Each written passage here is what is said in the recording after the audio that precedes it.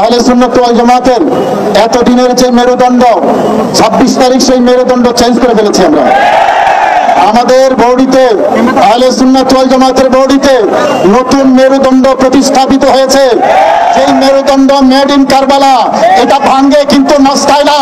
সেই নতুন মেরুদণ্ড নিয়ে আজকে সুন্নি জনতা মাঠে নেমেছে একজন ইমামের ইজ্জত রক্ষার জন্য, একজন আলেমের ইজ্জত রক্ষার জন্য, একজন খতিবের ইজ্জত রক্ষার জন্য, একটা হত্যা মামলার সুবিচার পাওয়ার জন্য, একজন বিধবা নারীর সেই বিচারের জন্য, একজন শিশু তার বাবার হত্যার সুবিচারের জন্য, একজন সন্তানহারা মায়ের জন্য আমরা মাঠে নেমেছি।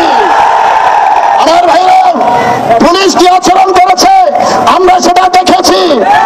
আমরা 5ই আগস্টের আগে সেই যাত্রাবাড়ি থানার যে পুলিশ, সেই পুলিশের আচরণ দেখছি গাজীপুরের পুবাই থানা পুলিশের মধ্যে। কথা বলেন ঠিক কিনা?